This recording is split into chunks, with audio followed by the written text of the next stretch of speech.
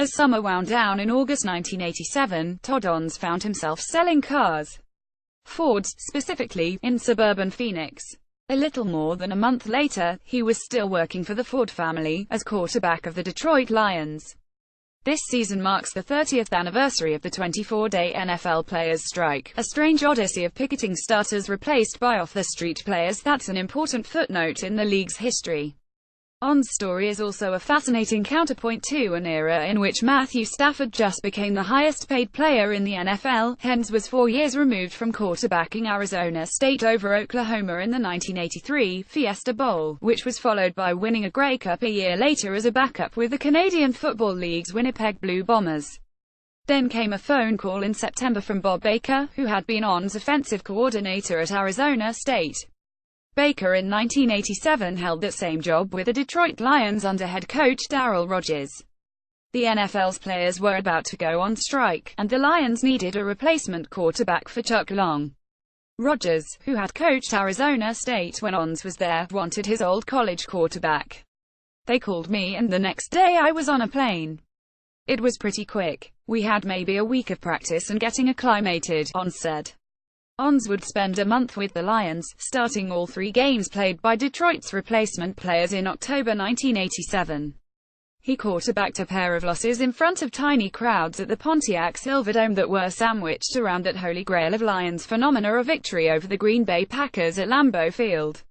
Ons is just one of 5 Lions quarterbacks. The others are Rusty Hilger 1988, Rodney Peete 1990, Eric Kramer 1991 and Matthew Stafford 2015, to beat the Packers at Lambeau in the past 30 years.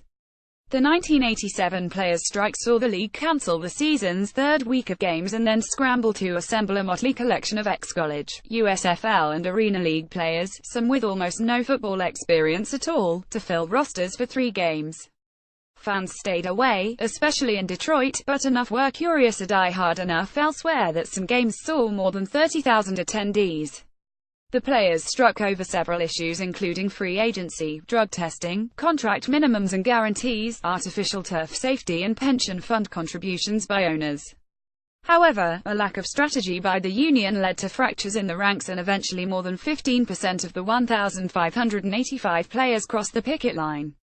The strike would prove to be a short-term failure for the players' union, but the labor woes eventually led to the modern system of free agency and revenue sharing. That system, forged over negotiations and court fights until a collective bargaining agreement was reached in 1993, combined with stratospheric growth of the NFL's TV contracts to create the financial ecosystem that led to current Lions quarterback Stafford's recent payday. Detroit gave Stafford a 5-year, $135 million contract extension that makes him for now the NFL's highest-paid player. Ons, meanwhile, made $9,000 for his month of work as a Lions quarterback in 1987. It was plenty of money at the time, he said. Most replacement players earned a few $1,000s a game. The striking players in 1987 averaged $230,000 in salary for the season. Detroit's regular starting quarterback that season, second-year player Chuck Long, was to make about $425,000 that year. This season, NFL players will average about $2 million a season in salary. For his part, Ons doesn't resent the stratospheric difference in salary. He thinks Stafford deserves the money. All the power to him, he said. Players put themselves in harm's way all during the season, and if the Fords think he is worth it, I say congrats, Matthew Stafford. Ons knows the physical toll the game takes on players like Stafford. I was pretty beat up. I had shoulder and knee problems. Those offensive lines couldn't pick anybody up. It was a free-for-all. I was on the injury report every week, he said.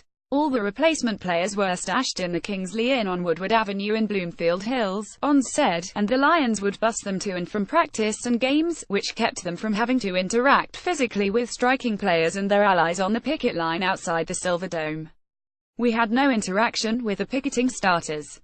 We'd come in on the bus, and they'd be out there in their Mercedes protesting, Ons said.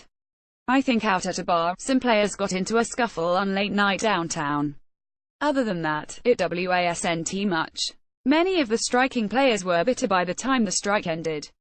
Gary Danielson, who was a Lions quarterback from 197,684, crossed the picket line in the strike's final week for the Cleveland Browns and threw 4 touchdowns in a 340 rout at Cincinnati.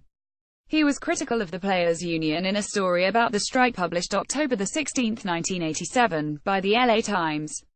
The timing was bad and the strategy was bad.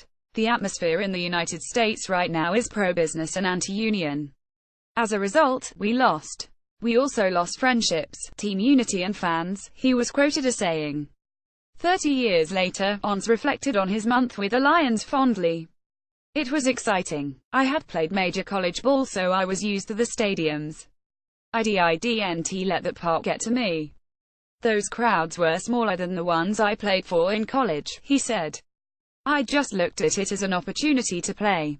Ons has especially fond memories of beating the Packers in front of 35,779 fans on the road.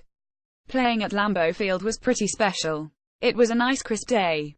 It was great. It was kind of a conservative game, I guess you could call it. We tied it with a 4th down pass to Darryl Grimes. That was pretty exciting, he said. That touchdown was followed by an exchange of field goals that led to overtime, where the Lions would win 19-16. It was a great experience. I think about it now, I wish I would have enjoyed it a little more, Ons said. Ons would finish the day completing 19 of 39 passes for 224 yards and the 1 touchdown. He also ran 3 times for 38 yards. For his 3 weeks of work, Ons would finish with 43 completions on 92 attempts for 552 yards, 5 touchdowns, 5 interceptions and a 61.6 quarterback rating. He was sacked 9 times and hit countless others.